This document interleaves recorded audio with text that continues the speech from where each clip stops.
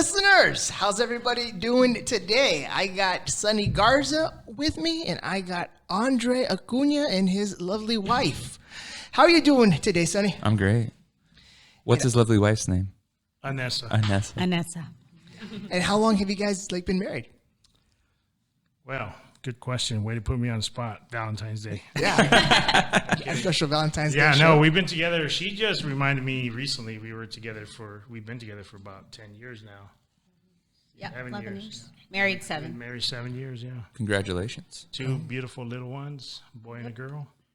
Wow, and I've known Andre since junior high, so I commend you for a job well done. Thank you. You're not the first one to say that, man. Okay, so both you guys are doctors, right? We are doctors of physical therapy. Right, and Sonny? I am not a doctor. I'm a doctor of law. You're a doctor. I'm a doctor of law. Makes us all doctors. So, Right. doctor? Doctor? Doctor? Hello, doctor. Doctors. Doctor. So thank you for coming on our show, guys. And Thanks for having us. the reason why you're here is because we find you guys very interesting within our community, as well as your story on how you started your physical therapy place and everything that you have coming out, because you guys are growing, getting bigger. And to put that aside, in the office, I constantly had Sonny complaining every single day about your shoulder hurting? It was my elbow. Your elbow? Just, constant pain.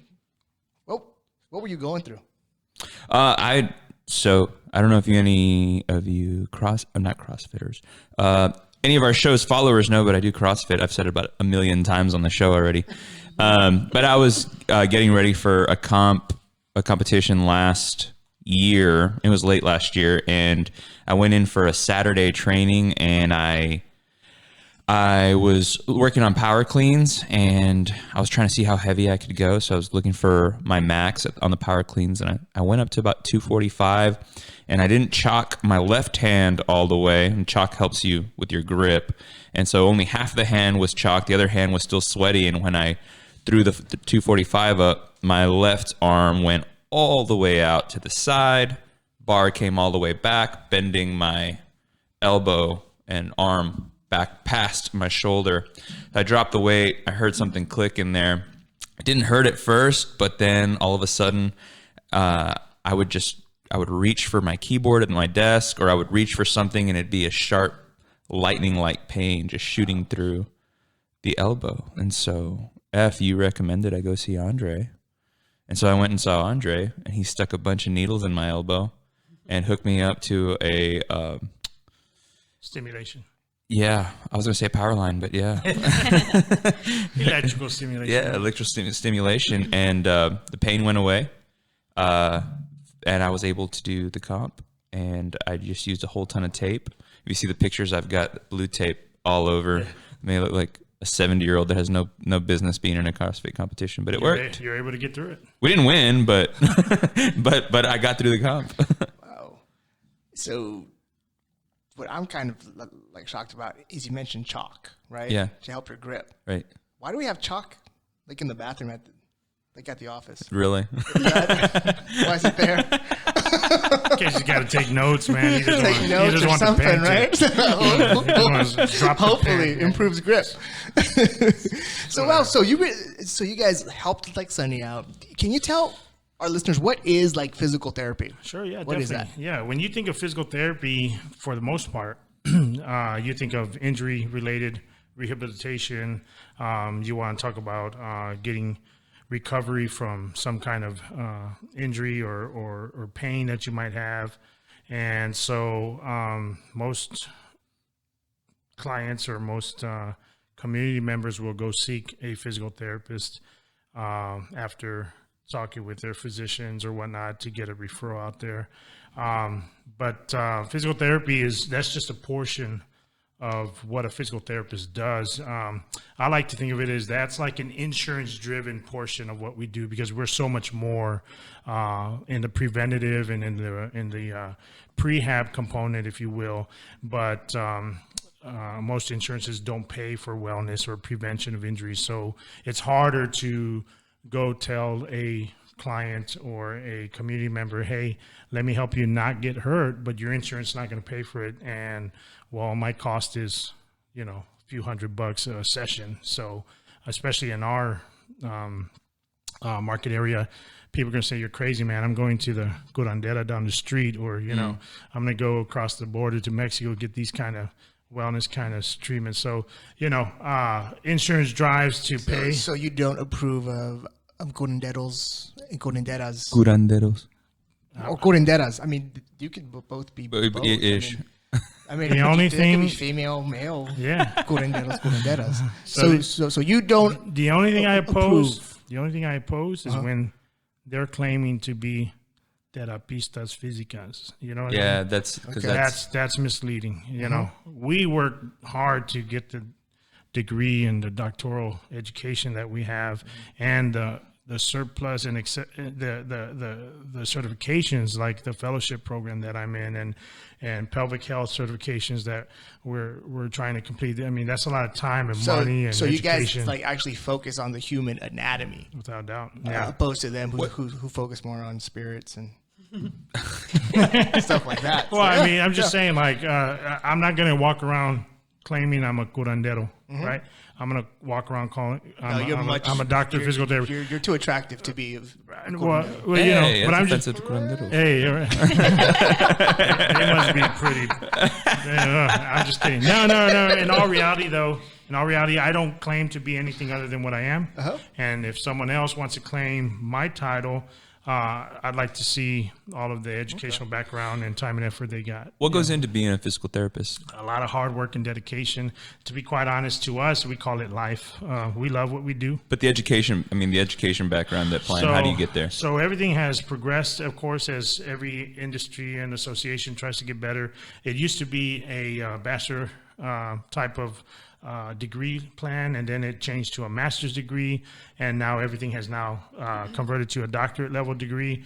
Total 7 years-ish. Out of high school. So you got to get a bachelor's first, and then you go to physical therapy school. Some require that, and some have bridge components where you might shave off a year, but you basically start off in the degree plan for rehabilitative services and physical therapy and all that. And so you can have your doctorate level by the age of, right out of high school. Well, now kids are getting out of high school and they have 2-year associates and stuff. So, I mean, you can have a doctorate of physical therapist as young as a 22, 23-year-old, but you just have to be that driven and that in tune with the people who help you get there.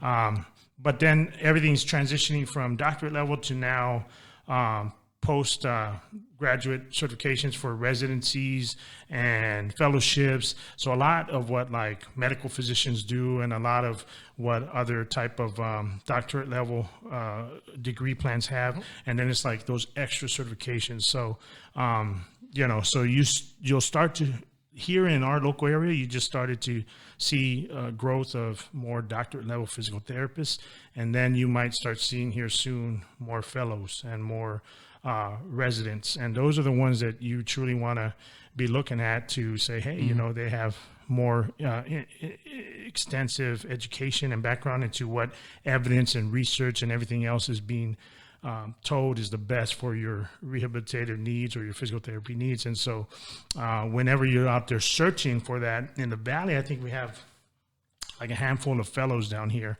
and maybe 1 or 2 have private practices, and the other ones work for hospital groups. So it's not like you can just go find these guys that have this extensive educational background on how to treat you better. But in reality, our industry is driving towards providing more fellows and more residents so that you get the best bang for your buck. That's awesome. Yeah. And did you guys go to school here, locally? Or? No, as of now, we don't have a PT program. So we did our undergrad here locally at UTPA. But it's being developed. UTRGB's. Okay, I was going to say, when you say we, the Rio Grande Valley doesn't have a local. Right, yeah. The closest is San Antonio. San Antonio is closest. So where did you guys get your doctorates at? So I stay with the UT system there in San Antonio. My wife got Texas it Tech. Yeah, so we're a house divided back home. But Welcome. Wow. Welcome, baby. That's right. But we forgive those who can't make the UT system. And, they still get Yeah. We Your have Red Raiders over here. we huh? have a rule on the podcast. We don't mention the University of Texas because Hey, well, you Sonny brought it up, here, brother. that invokes an hour-long conversation on how he's great UT is, and He's met his match. the The Austin. only greater university is Baylor, just by a slim margin. Only because I was there. Wow. Just kidding. Hey, I got a question. A lot of people don't know. I do. I'm just asking for the sake of our listeners, in case they don't know. A lot of people don't know the difference between chiropractic care and physical therapy care. Could you explain what that is? So I mean, chiropractors are level one, like primary care, so they can order X-rays, imaging. They can do prescriptions and write referrals out for other. We're a level two. We're secondary care. We can't have referrals, or we can't write referrals. We can't do our own imaging. So those are some of the main differences as far as like the practice as a whole. But in the background, or years ago, it was more like chiropractors are more of your spine specialists. So they're going to work on manipulating your spine and so on and so forth. And physical therapists was more like extremities and just general kind of global, what's the word I'm looking for? Your gross motor stuff, movement and jumping and all that. But as time has evolved, we have put a lot of our studies into more of like the spine and the movement and the joints and manual therapy, which can emulate a lot of what chiropractors do. And the chiros have done more of that research and more of that approach of holistic, the whole body type of movements and stuff. So they've kind of become a little bit more interchangeable. There's been just this long standing feud, if you will, or like, this, we're competitors, or we don't like each other. But yeah, I always say what the chiro breaks, I can fix. So I like them, man. I mean, that's my approach, but I'm sure the chiros say what the PTs can't fix, we will, So, but very much so, they are able to refer out to physical therapists. Here locally, I've met, or I've been able to get some referrals from chiros, varying chiropractors in the area, and patients just they try their approach. It's not the best. They tell they're candid with their chiro and say, hey, I'd like to try something different. We get the referral, we help them out, and so it's kind of like a tag team approach, which is really cool. Very cool. Wow. You mind if I ask another question? Go ahead. You mentioned earlier you wanted to focus on, and it wasn't covered by insurance, but preventing injuries. And I take it when you say preventing injuries, you're referring to athletes, because I mean those would be most of the people who are going to be getting injured, or more likely to get injured, as opposed to just your regular everyday person who's walking down the street or just going to and from work. Is that what y'all focus on? Well, yes and no, but basically, like in my fellowship training, it is. I'm going to plug my program that I'm in. It's Institute for Athlete Regeneration. And these guys, I feel, are like the gurus of our industry when it comes to sports related athletic movements and rehab and prehab and all that. But these guys are based out of Houston, and they have,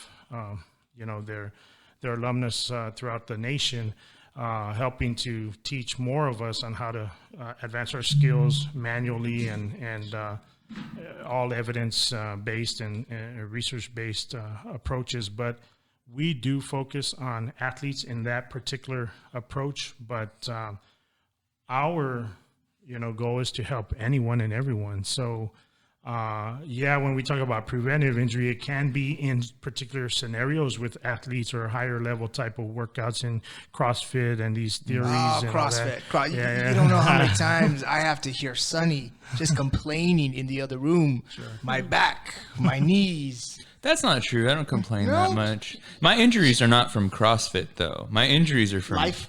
From being old. Yeah, it's not, there wasn't, the only time I've ever gotten injured at CrossFit was that one time that I tried to max out on that power clean, and my hand slipped, and I knew better than to go up with the sweaty hand. I just didn't want to go back and re-chalk, and I thought I'd be fine, you know? Yeah. So it was a mistake on my part. Is that really the only time? Because I remember seeing a video of you doing battle with a box. Oh, but that wasn't, that was physical harm, it sounds yeah, like. that wasn't but that's not something I need injury physical yet. therapy for. That was a tear to the skin. That one was bad. Oh, man. That was bad. Yeah, I missed a box jump. 5 a.m. Oh, class. The box was a little higher that day than I was used to, Plyometrics, and wasn't really paying attention to it, and busted my leg open pretty good. But those are the only 2 times. Well, Ef'n, back then we didn't videotape everything, but in high school in No. basketball, we did those plyometrics all the time with Oh, those yeah, with those yeah. card those I thought wooden it was a high school boxes. story. I'm like, oh crap. Well, I got plenty of high school stories then. But I mean, you could relate to that because we had those plyometric boxes at all different levels from 12 inches to 34, whatever, and we would catch our shins on those every day, and it was just kind of like, man, that's what made us thicker in our skin. It makes me 'cause- cringe, man. Yeah. Mine was it's a 30-inch box, and it was an impact split. It's what the doctor called it. So it wasn't like the box tore it, but it just hit so Yeah. hard that the skin It's just popped tore, open yeah. like a zipper. Yeah, man. And so I'm it sure was- there was some bruising and bone bruising or something in there too. So what type of injuries are you guys like seeing? Like, what's the most common?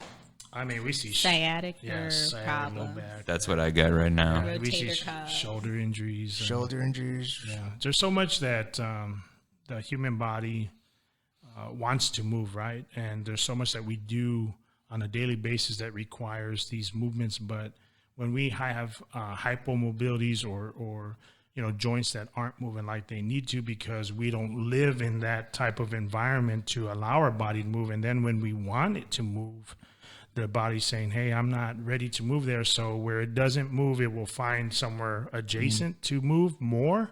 And then that becomes a higher risk injury, or someone who doesn't appropriately prepare their body to do the movements they want. They just kind of don't warm up, or they don't get in there to do some dynamic stuff, or they don't stretch after they do their workout. Well, then the body doesn't understand what it is that you're wanting to demand. What's going on? Yeah, and so then you end up predicating a overuse or repetitive injury type of Messing yourself up. yeah, and so to us, we think like, well, I don't need to stretch. I don't have time for that. Or I don't need to warm up. I don't Do you have time stretch? for that. So I did want to comment on that. This I'm 35 years old, and this 35th year is the first year that I felt like I absolutely have to warm up in order to do a workout, because it used to be like, that's just to me, that's just a myth. You don't really need to Who warm needs to up. stretch? Who needs to stretch and warm up? And I would just jump in hands and get after it, right? Now, there's no way I can do it. I just can't. I've got a row. I'll get on the rower and crank out 300 to 500 meters, and that still doesn't get me there. And then I got to stretch, and then I'll do maybe a kettlebell routine to get all the muscles and joints going. And it's funny because sometimes I'll be in the middle of a workout, and a really intense workout, and the first round is just grueling and I can barely get through it. Second round's better, and then the third round, I'm just on fire. I'm just going, and it's like, I finally warmed up after 45 minutes of being here at the gym, right? And then by that time the workout's over. Well, right? I mean, I tell everybody, look, man, if you're really into, and it doesn't have to be for the athlete, the pro athlete, or that middle athlete that does some and does it. It could be for the sedentary individual. But if you just want to kind of learn about movement and getting your body right and all that, just wake up, and if you have a cat, look at a cat. If you have a dog, look at a dog. I've heard that If before. you have a child, look at your child. What's the first thing they're doing before they wake up? They're going into a stretch and moving and doing stuff. And it's like, why are they doing it? And then they can jump off of, cats can drop and land on their legs and not injure themselves or whatnot. Or even at that, turn on the TV, put it on ESPN, watch the pregame to a lot of these sports, competitions. Everybody's stretching or doing a dynamic motion. And then, well, why are they doing that? I mean, are we just like trying to avoid it on purpose because I don't like to waste that time to do it. I was like, but everybody else is, and they're still able to work at these high level demands, you know? Well, You keep on saying dynamic motions. Can you explain the difference between dynamic motions and stretches? Yeah, so dynamic stretching or dynamic warm up, if you will, is what you should start prior to your workout. Static, where it's prolonged time stretching, should be at the end of your workout. Why? Well, because dynamic warm up is telling your muscles and telling your body, I'm ready to move. Okay. So let's just look at this kind of scenario. How many of you have ever been, this is kind of brutal, but who's ever been woken up with a bucket of water on their face, you know, cold water, or even jumped into a cold bath or shower just after waking up? I mean, that kind of shocks your body, right? You're just like, whoa. It doesn't even have to be that cold. It doesn't have to. Yeah, definitely. If it's not the temperature you're ready for, your body's reacting. Well, that's kind of what you're doing to your muscles when you're about to work out. If you don't really dynamically stretch, you want to prepare your body. Our body has mechanoreceptors. So these are receptors that at the neurological level, we want to tell our body whether to move into a protective state or to, you know, be ready to move. And so it's like that parasympathetic kind of reflexive fight or flight kind of thing. If you don't prepare your muscles and you want to go, they're going to tense up because those receptors are saying protect, right? And so they don't know what's coming. They just know that there's some drawing of a muscle action that's faster or stronger than what you were used to, and so they don't want to tear, so they tell your brain protect. So then if you do that on a constant and go work out at these high intense deals, and you're not warming your body up, saying, hey, receptors, we're cool, man, I'm gonna work out, don't be on guard, then you're going to injure yourself, right? And then at the end, when you do a static warm-up, that's more for flexibility, to allow those muscles to kind of stretch a little bit, bring more blood flow, tell the brain, hey, bring in some nutrients to flush out toxins, to kind of repair these muscles and tendons that have been just now put through a workout and help recover. And so that's the difference of dynamic pre-warm-up to static post cool down, if you will. And that's what I don't do. I don't. So what type of stretches? Well, so we'll do both. I do both. We'll do some dynamic and some static stretches beforehand, but the amount of times that I'll stretch after a workout are like slim to none. Yeah, I would just kind of move that static 30 second to 45 second holds of this and that towards the end, just to recover. Do more dynamic stuff where you're doing, forward and back lunges, you're doing some jumping jacks, you're waving your arms in here. It's just getting that blood flow and all that. But I think it's very important to do that on a daily, because initially, like you mentioned that 35-year mark, right? But were you an athlete in high school? For 2 years I was, yeah. So, I mean, even at that, like most people at younger ages, their athleticism will get them through all this. But it's going to catch up to us. And Sonny's being very modest. He is one of the only guys that I know from the Rio Grande Valley that was on a rowing team, right? So, like, how the hell do you get on a rowing team and be from the Rio Grande Valley and on a rowing team? It was short-lived. I saw a group of guys at Baylor working out, and I asked who they were, and they were like, yeah, we're the rowing team. And I was like, cool, can I work out with you? They were like, if you want. So I started working out with them. Now, Andre, did you ever try out like for the UT rowing team? I did not. It wasn't UT, it was Baylor. Oh, Baylor. Baylor. It was Baylor. To be fair, it was club rowing. It wasn't like an official rowing team. We didn't have official rowing teams in Texas. But I know. And now you're begging for scholarships for anything because, it'll get you through teams. it, man. But even then, it was, I had never worked out the way they worked out before. I'd always lifted weights. What have you? Been in a gym. I was always a gym rat. I was there every single day. It's what I like to do, is just lift weights. But these guys were doing workouts very similar to CrossFit before CrossFit was a thing. It was back 2004, 2005. And it was very interesting to me. It was a long run in the morning, and in the afternoon it was a circuit of some sort. It'd be like, 1,000 meters on the rower with push-ups, sprints, air squats or even weights, and we would just rotate stuff like that. So it was very similar to a CrossFit WOD. But yeah, I never felt like I needed to warm up into anything. And even as recent as like last year, I didn't feel like I needed to warm up. I'd just go straight for the squat rack and be like, let's put 135 on the bar. That's a good warm up. go. And then put 225. Let's go.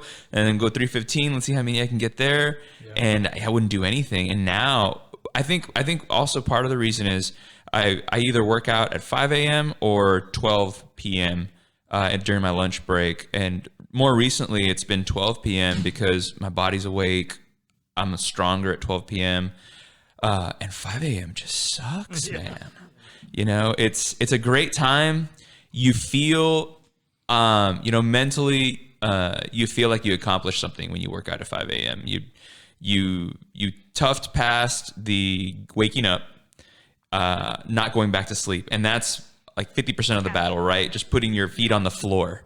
You know, you wake up, the alarm goes off, you turn it off, and then the next part is so important, and it's just forcing your feet to hit the floor, because if you just close your eyes for a split second after that, you're not getting back up. You're not getting up. And so you're just putting your feet on the floor, getting over there, and then you get there, especially right now that it's cold. You know, it's like 48 degrees outside in the morning, and you walk in. Like 5 more minutes. And part of the reason why I like CrossFit so much is it's the community, you know. I wouldn't go, I wouldn't go at 5 a.m. if it wasn't for the group that goes at 5 a.m. being so great. You know, they're great people. They're a lot of fun to hang out with. So you never get to hang out with those people. And the only time I'm going to get to see them and hang out with them is if I go at 5 a.m. So let's go get a workout in with them, you know. So that's what keeps me going back at 5 a.m. But the last couple of weeks, it's been rare that I make the 5 a.m. I went today, but, Nice. But I went another time this week, but usually it's 12 o'clock. So have you guys been seeing any injuries with like children? Because right now, like children's sports has become extremely competitive. Where when we were little, I mean, it would be like you would do the boys and girls club like t-ball, and then when that was done, the boys and girls club like football. Oh, now there's all kinds of tournament leagues, and it's crazy. How old are y'all's kids? Oh, 3 and 1. All right. So my kid, I've got 9, 7, and 4. Yeah. And so it was a huge surprise to me because we were, like F was saying, it was just Boys and Girls Club, right?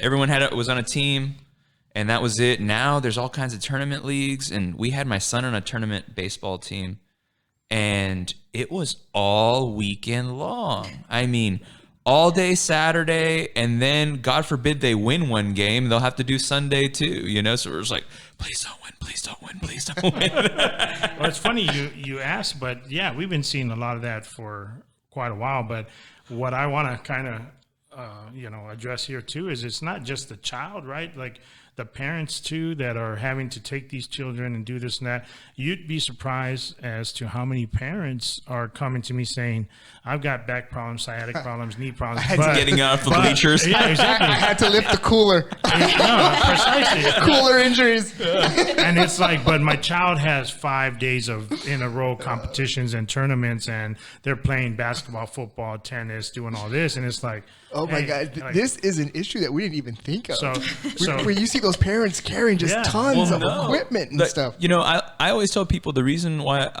I work, it's not the reason why I work out. It's one of the reasons why I work out is so that I can keep up with my kids. I can do the stuff that they like to demands. do. Yeah. I can play, I can't, my thing is like, I can't be tough on my son when it comes to sports and tell him, look, you just need to grit down and keep running and don't stop. If he never sees me running, if he never sees me doing anything, well, at least he can go to a CrossFit competition every now and then, see me putting my teachings to him to the test. Right. And it means something. I feel like it should mean something to them, and it would.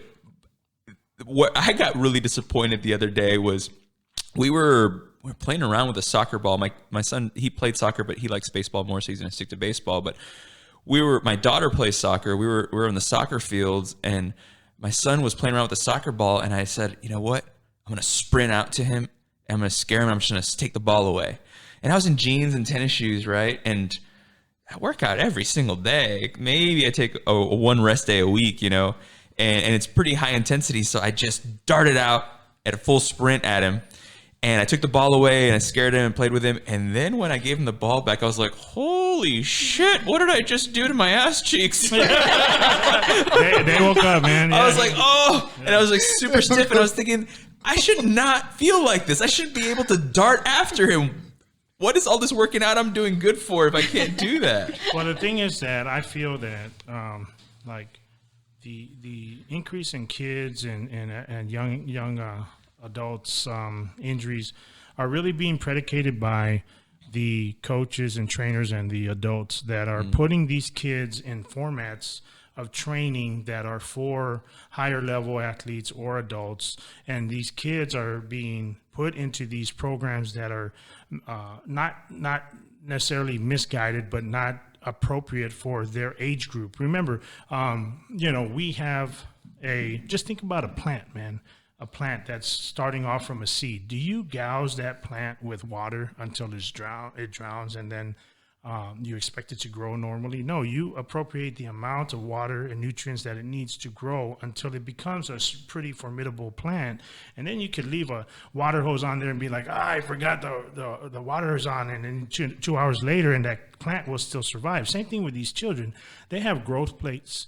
They have, bones that are trying to become hardened and structural and grow, and they have muscles that are still trying to prepare into the body's adaptation of what the child's youth and process for growth. But then you're slamming on these, Mamba mentality type of programs, rest in peace, Kobe. But, you want them to do these Jordan-esque type of stuff or these high level professional kind of trainings, and they're being led by these, conditioning coaches that they've worked in collegiate levels and professional level. Yeah, man, but that worked for.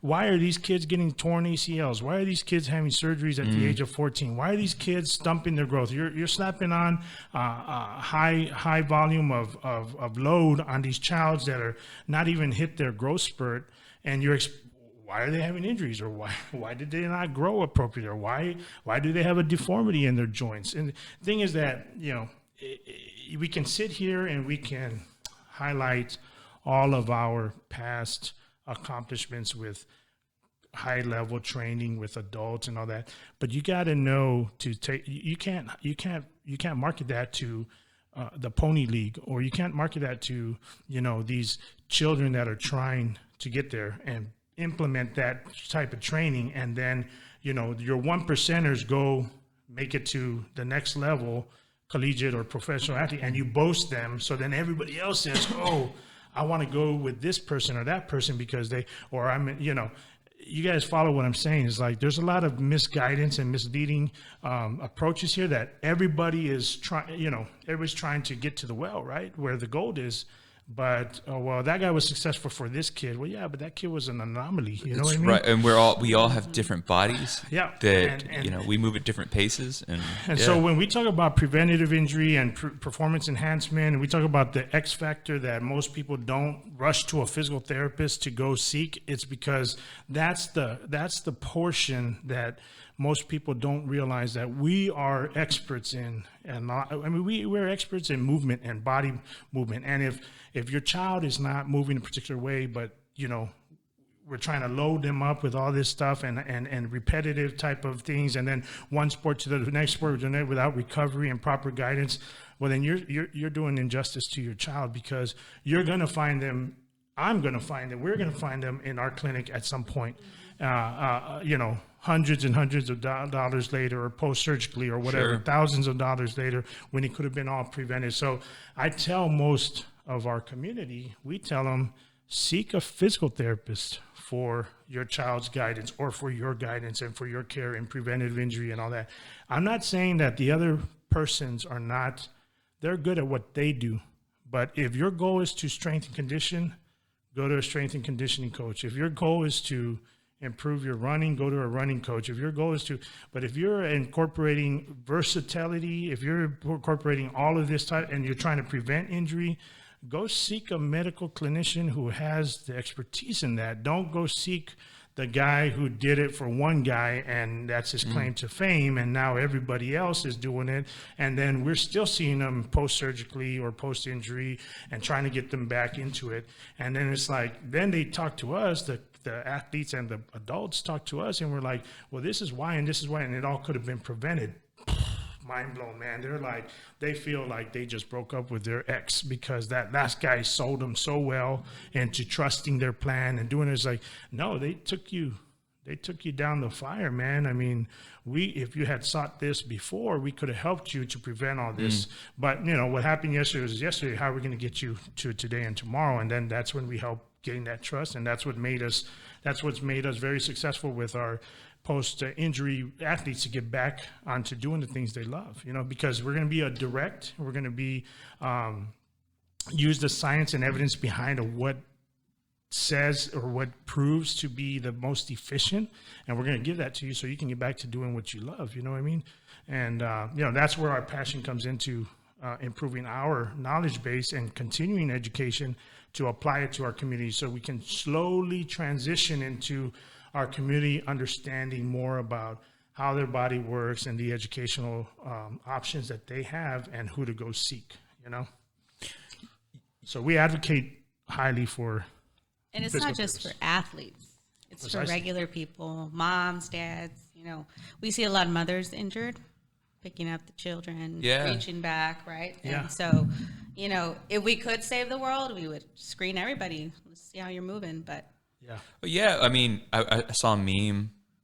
Well, actually, my wife sent me a meme because I've been complaining about our pillows, and she sent me a meme that said, I've reached the age where sleeping on the wrong pillow feels like I fell out of a 12-story building." Yeah, right. Yeah, for sure. And so you just sleep wrong, and all of a sudden your neck doesn't move the way it's supposed to, you know. Yeah. And so then who do you go find to correct that? Well, hey, movement specialists, you know, go look for a physical therapist.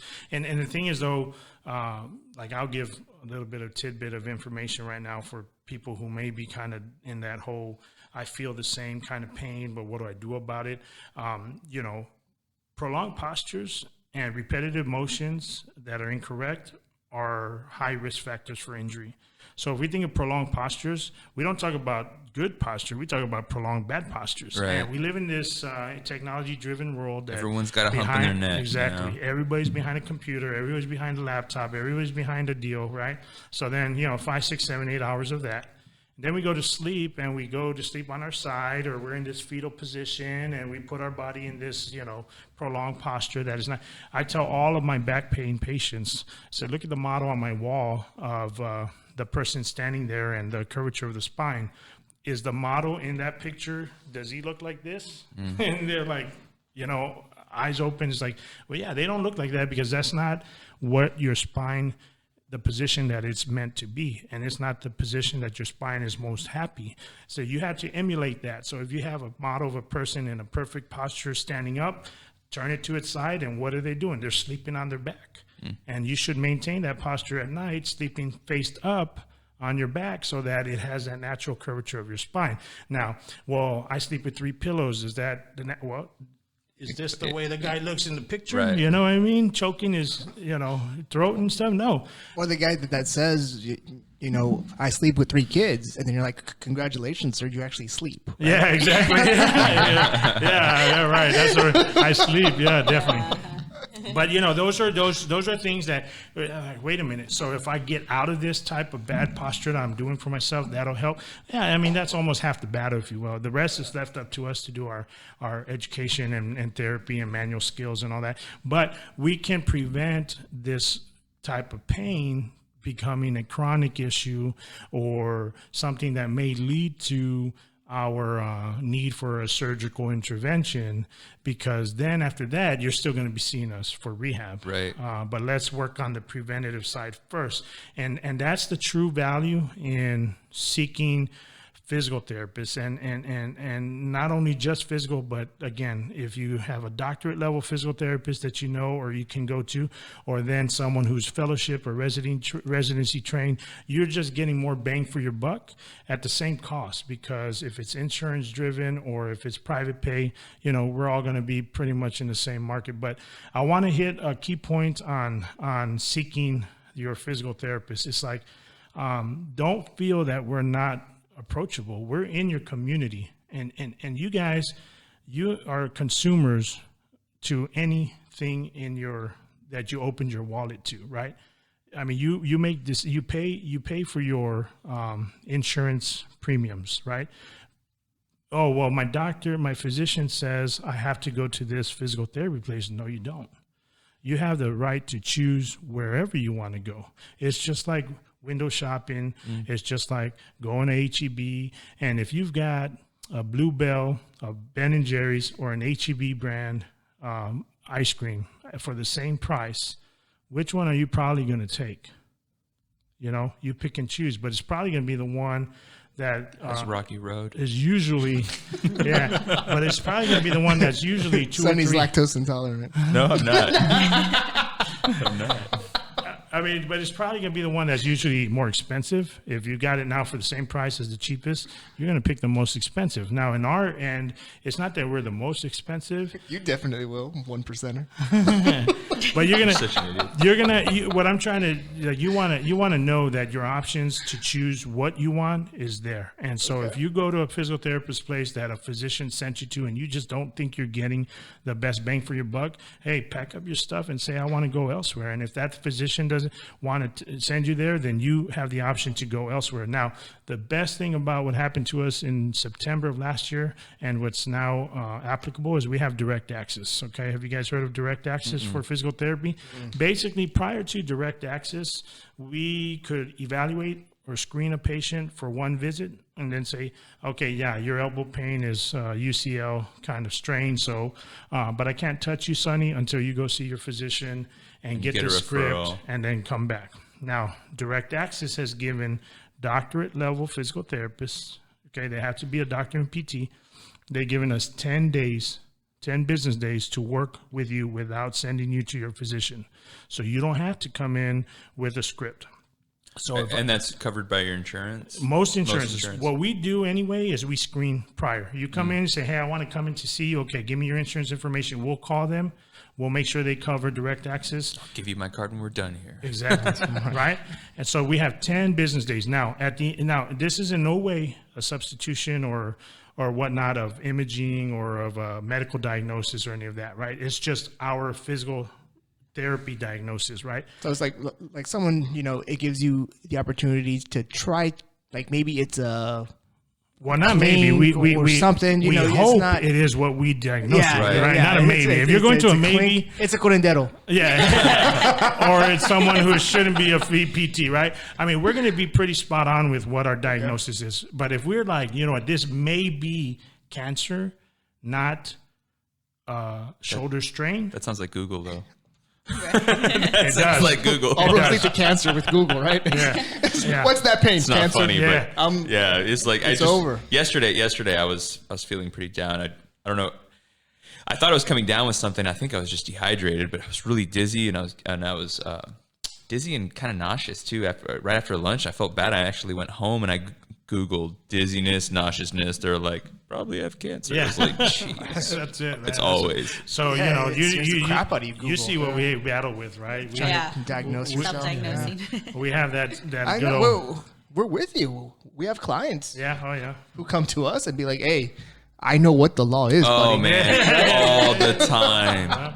Or my tia was in a car accident. Right. And her friend was in a car accident.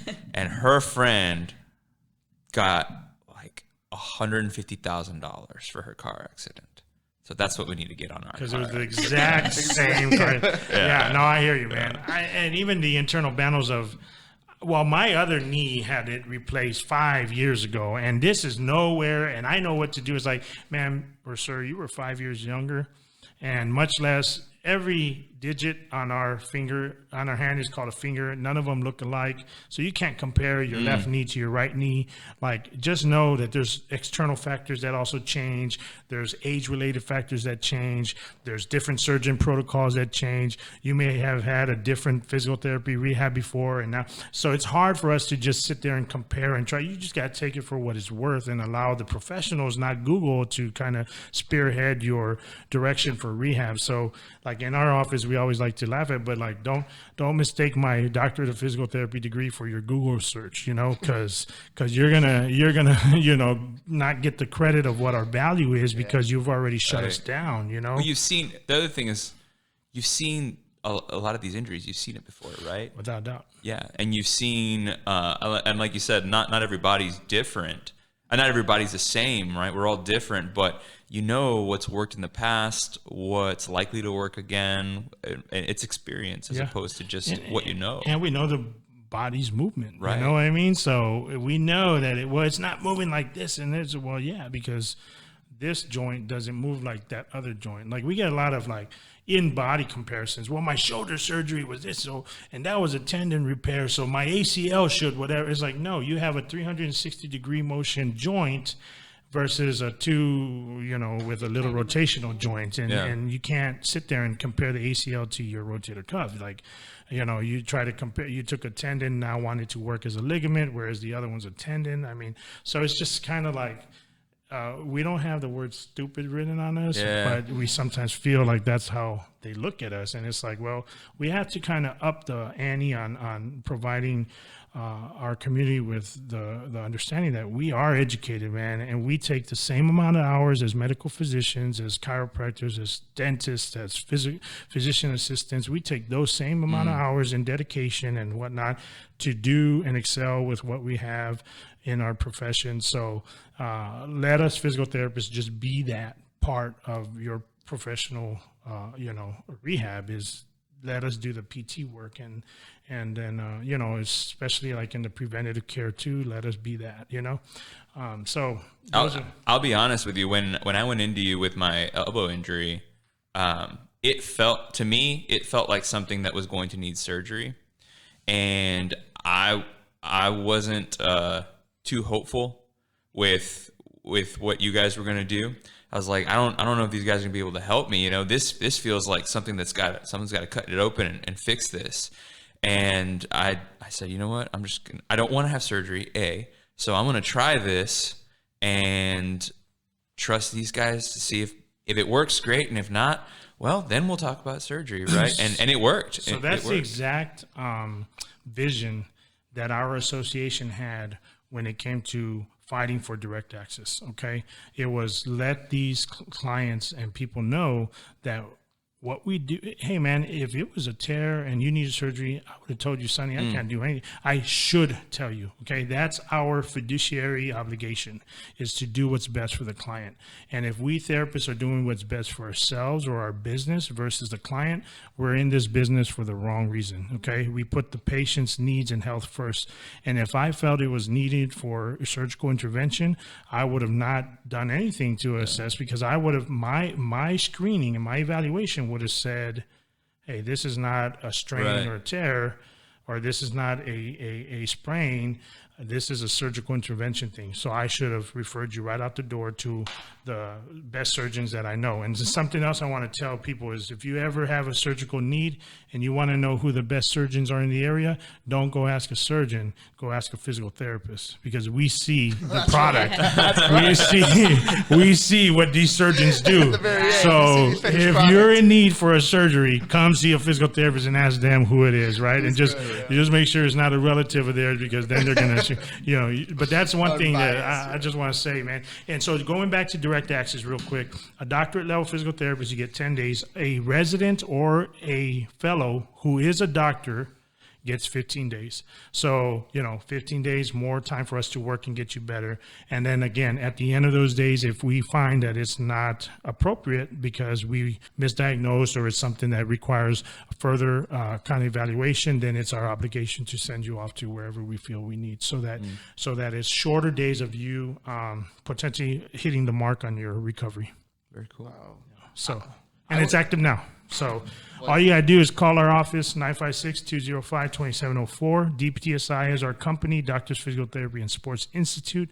We do highlight Sports Institute, but we see everything else. We have combined 20 years of experience in home health, pediatric care, hospital care, outpatient care. We do aquatic therapy. We have the best and the greatest technology in the... You got a pool? We got a pool. Why are we doing the podcast at your pool?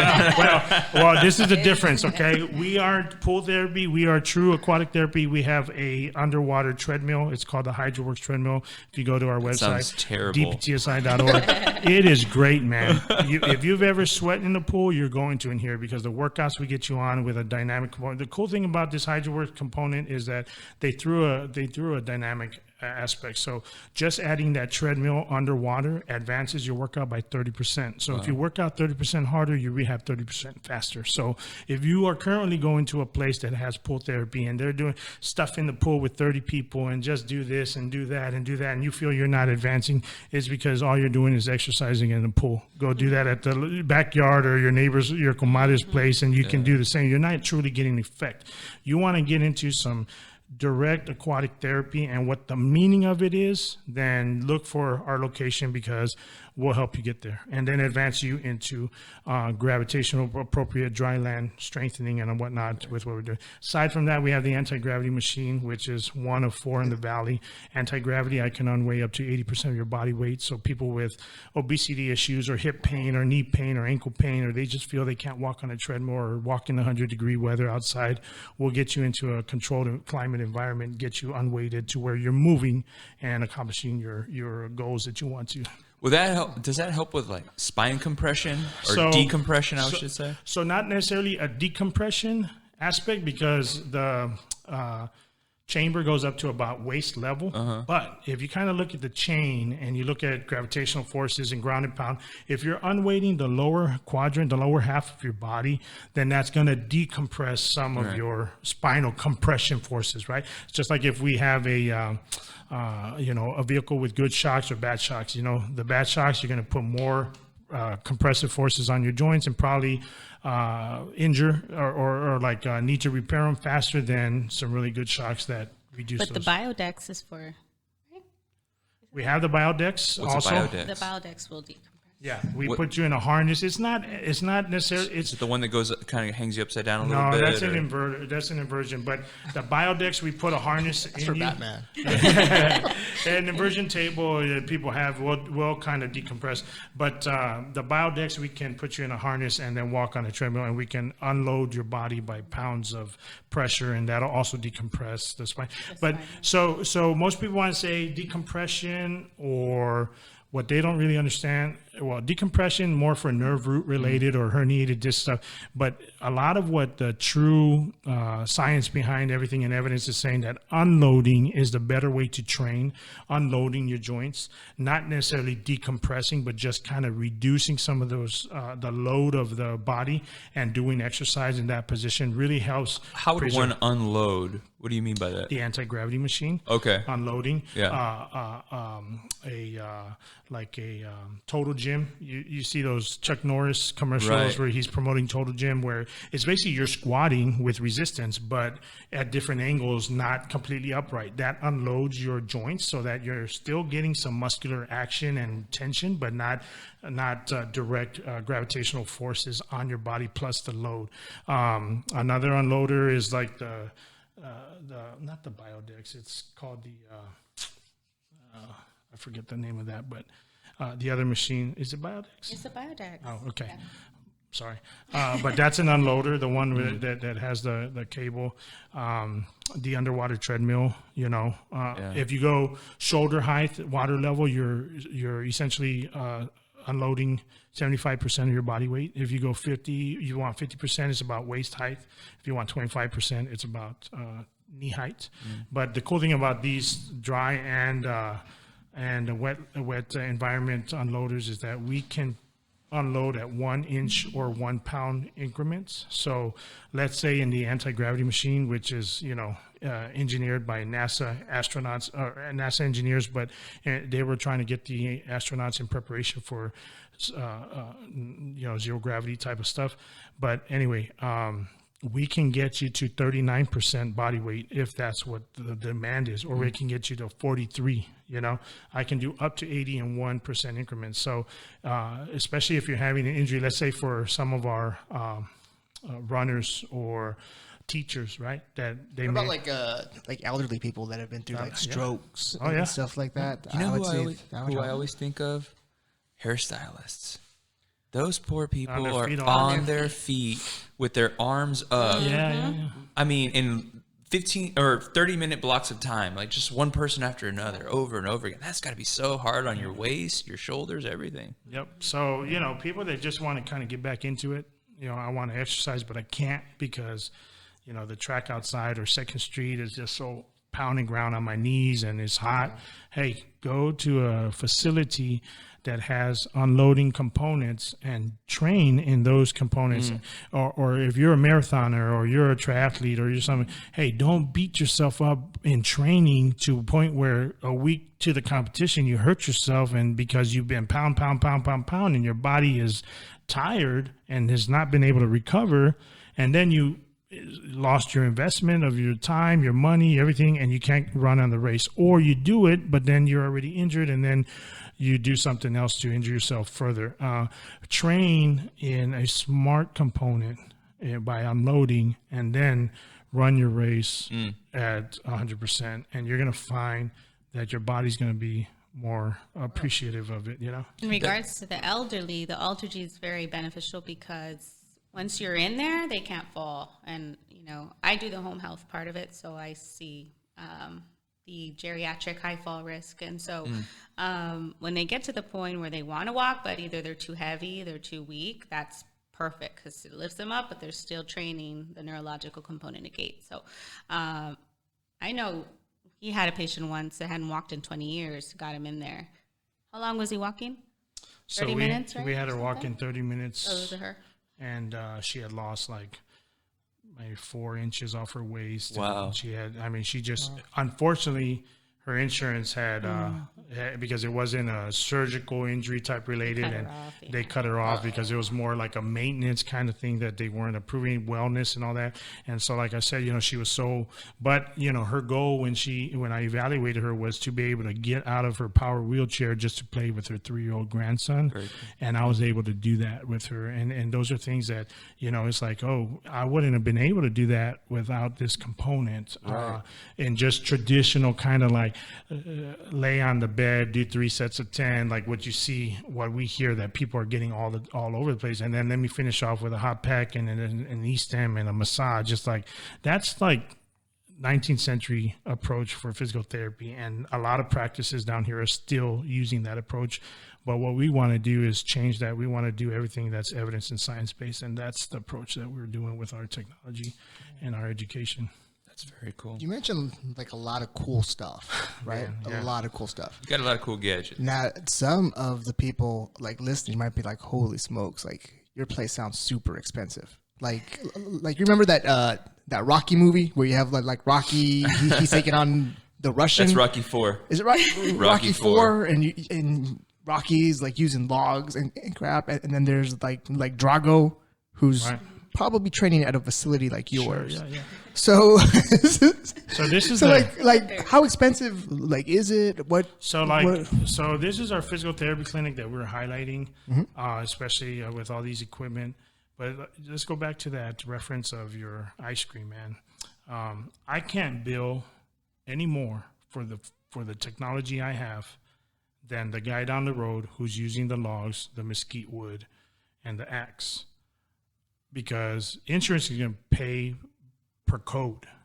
So if 0001 is walking on a treadmill, but you have a treadmill that is self-propelled like Flintstone style, or an anti-gravity treadmill designed by astronaut, at NASA engineers, I'm still getting paid what the guy on that torn treadmill trying to okay. I'm not making any more money on it. So your insurance pays the same amount. And the thing is, what we have done, we're therapists. What does therapy mean in general is to help others. When I'm trying to get the least amount of cost, on my instruments, but the most amount of reimbursement. My business model is made to help myself because I want to make more money. I don't want to give the money back to my community. But if my business model, which it is reinvest the money from our clients into the business to get better technology so that they can benefit it, then I feel that we're truly acting as therapists on our business side to where we're helping others.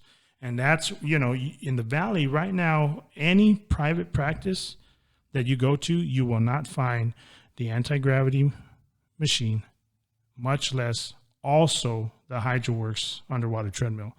And we have both. Or the Thor. Or the Thor, photobiomodulation, infrared with light therapy. You won't find a dry needle specialist, which I am. It's starting. What's that? A dry needle? It's a fancy word in physical therapy terms for acupuncture. That's what they did to me. That's what I did too. There's not as many certified, dry needler. You're not going to find manual therapists that truly have certifications for manual, because all of that takes time, money, and cost to the physical therapist or the business owner. And no, we don't want to appropriate those costs to get better education and skills to provide to our clients. We'd rather put those towards our Mercedes or our $500,000 homes or whatnot, right? And that's not why we should be in this profession. So I say we loosely because my wife and I, we don't fall into that category of looking into what's best for ourselves.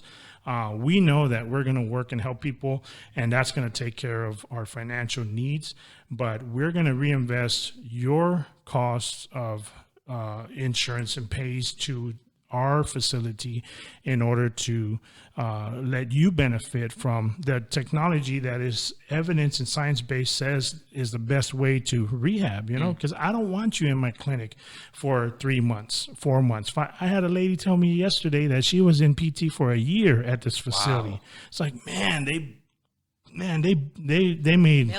they milked it, man. And she is still not better. Now, Sonny, me and you have seen it doing a little bit of personal injury law. How many people down here just don't have health insurance? Oh, a ton. Yeah, a ton of people don't have health insurance. Yeah. So if someone doesn't have health insurance, talk to me, man. Should they be I shouldn't go to your place? No, you come to me. And the best thing about this is my wife and I, we're the owners. We don't have to answer to anybody. So if somebody says, well, I think you have to answer to somebody. Well, I got to answer. I said we don't have to answer, but I got it. You're right. Yeah, you're right, man. You're right. Yeah, she's the true boss here, right? But in all reality, look, I have physicians sent. So we have a component of making a decision on what we want to charge. Okay, we have physicians send us work and say, look, the doctors there are going to help you. We know that you don't have insurance, but they'll help you, and they will usually let us know ahead of time via the referral or no insurance, whatnot, and we know what that means. That means we want to help you at an affordable cost. So what I typically tell my patients is, you tell me what you can budget to come see me, and I'll tell you how much of my time that really is worth. But I'm not going to sit there and be like, oh, there's 19 minutes, you got to go, get out of here. No, I'm going to provide the therapy that I feel is needed to accomplish what we need. But my goal is to get you better, faster, without hurting your bank so that you can make that payment for your house, rent, or you can put food on your child's plate. I don't care to ruin someone's financial abilities monthly just to make myself and her, better. No, I'm going to help you. We're going to help you. So we've done many type of low budget cost to the clients, but the highest bang for your buck quality of work. And, like I said, it's all going to be something that we can do to help people. Case by case basis. It's a case by case. Yeah. And if I help one person, they're going to turn and tell the next person, hey, we helped them. And they're going to turn and tell the next person, hey, we helped them. And that's how we grow. Okay. And that's truly what we're going to do. My session was one session. I had one session, and it hurt. It still hurt the next day, and then the following day it was a little better, and then the following day it got even better, and then by the day of the comp, I didn't have any pain. I was just a little worried about it, but I taped it up tight, and had Ashley my wife tape it up tight, and we went after it. I haven't had a problem since. Yeah, and what the listeners should know is how, Sonny, you are one of the most brutally, like, honest, genuine people I know. Yeah, I appreciate So that, buddy. for you to say yeah, that, if it hadn't helped, I wouldn't have you here. he would be telling you to your face, saying, you messed me up, it sucked, I had to go see. Or I really didn't feel it. And I told you, I was like, I was hesitant. I was like, I don't think this guy can help me, man. Like, I think I need surgery, but what do I know? I'm not a doctor. I'm a legal doctor. Yeah, right. I don't even take that seriously. I take my law practice seriously. I don't take being a law doctor seriously. But no, I mean, like all of these, campaign boards that say doctor, judge, this and that. Like, you don't take it that serious. That was a question we had. Why is there like tons of judges around, or is so? If you're a municipal, so there's all different kinds of judges, right? Yeah. There's JP judges, there's municipal judges, and they're judges, and then you have specialty courts like child support courts. Those have judges, and then why are you looking at me for county child court. support? No, I'm just for confirmation. For confirmation, then you have your county courts at law, and then you have your district courts. And so your county courts and your district courts, those are the ones that handle your actual, like, your big civil cases and your criminal case, your actual criminal cases that you can go to jail for, right? Mm-hmm. Your municipal courts, those are going to handle your Class C crimes, which is like traffic type tickets, and small, or JP, Justice of the Peace, they handle the small claims under. It used to be under 10,000, but I think the legislature increased the maximum to $20,000.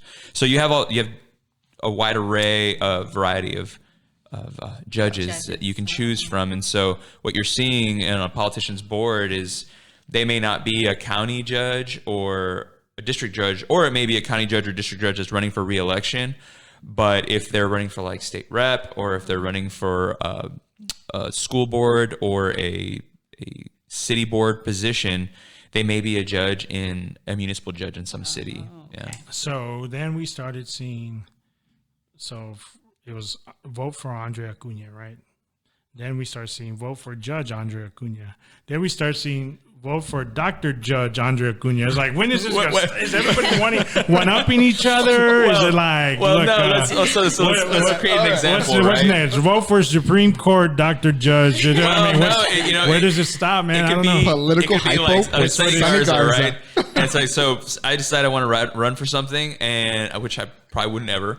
And you probably should say that. Yeah, right. I'm not running for anything right now. This is just an example. But it would be like, vote for Sonny Garza, and then I end up becoming a municipal judge somewhere through the powers that be, and it's like, hey, by the way, I'm a judge now, so vote for Judge Sonny Garza. And then think about it, and I was like, well, I have a judicial doctorate. Maybe I can call myself a doctor. Sonny Garza, Dr. Judge Sonny Garza.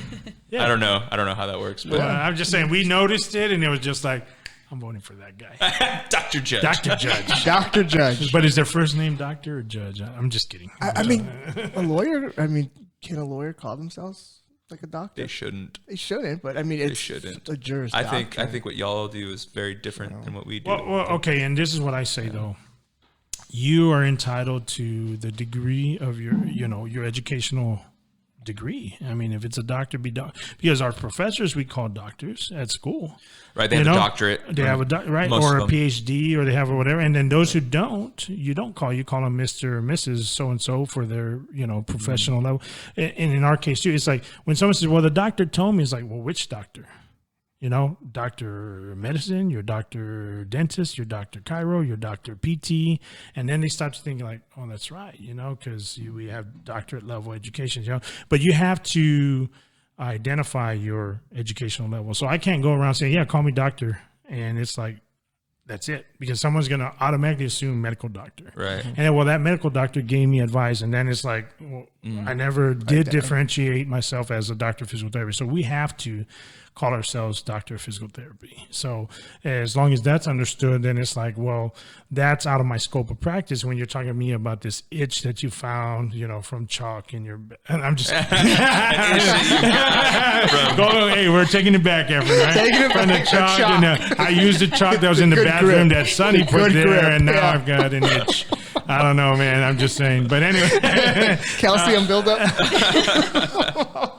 But I want to, if we still got a little bit of time. Yeah. No, we got plenty of time. So My wife and I were opening our DPTSI Fit. This is a gym. It's a fitness gym, okay? And it's in the works right now. But basically, we are trying to give another option to our community to choose a place that's going to be guided by doctorate level physical therapists as their trainers. Okay. So we are trainers in this facility and with doctorate level education. But what we want to do is we want to make sure that our, 25, 30, 40, 45-year-old and up clients or any age are doing appropriate functional based movement exercises with weights and with kettlebells and with free weights. So this isn't the type of gym where you got the muscle guy screaming. If they want to, and we can help them too.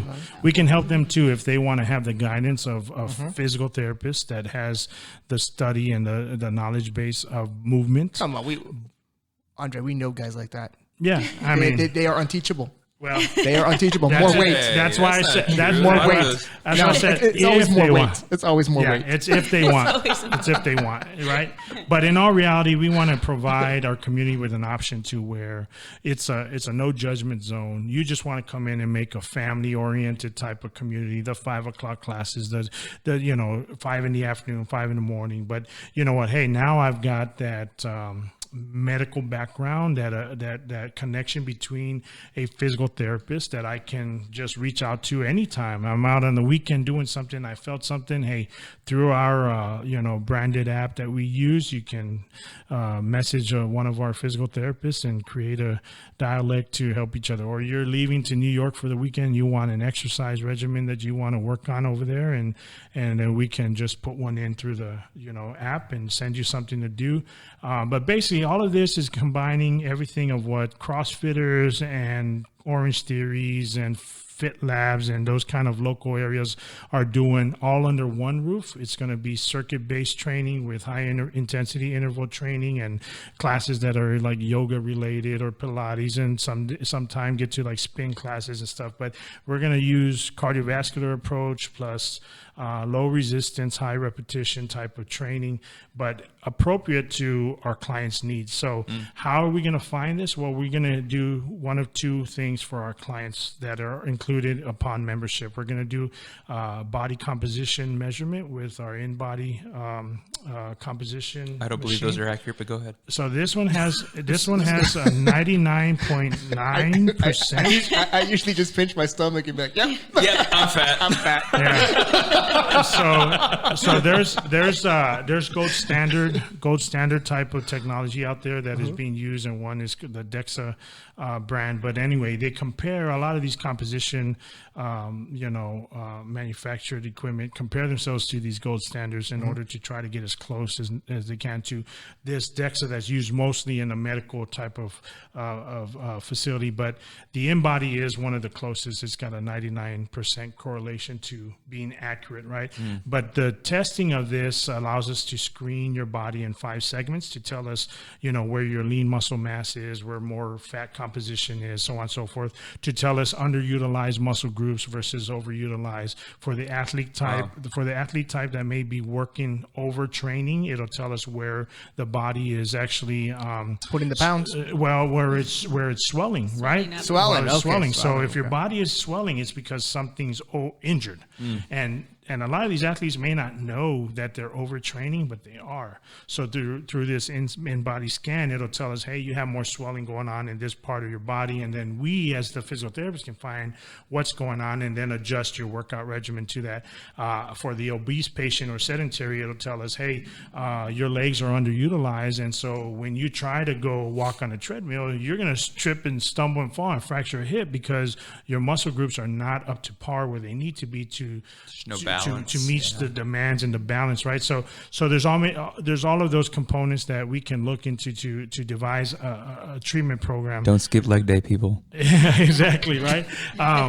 But basically, now you got the guidance of a physical therapist background to be able to help put you in a regimen that is most appropriate for you. And then we will put a plan for you to do for the month and to what kind of exercise to focus on, so on and so forth. And then you come back for another screen or a scan in order to see how you've improved, right? So that's one, the body composition. The other is the functional movement scale. So you basically have like a needs-based gym where your clients come in, and it's not just go do some weights. Exactly. It's not aimless. It's Wow. direction, and direction by backgrounds of people, specialists, basically. But we're not there to be your physical therapist. We're there to be your trainer, right? And so if it's, ouch, this hurts, hey, I've got a clinic at 5216 South Jackson Road, and we're going to be able to help you for your injury-related issue, but we're going to get you back to come back to the clinic or to the gym to be able to work out and then get stronger and whatnot, right? Well, thank you guys for coming on the show. And if you ever want to come back on, I hope you accept our invitation. Without a doubt, because man. now that our viewers are introduced to you guys, we sometimes come across some other guests that can come in and also talk with you guys, because they might be doctors, medical doctors, maybe get an overall opinion on some of our topics.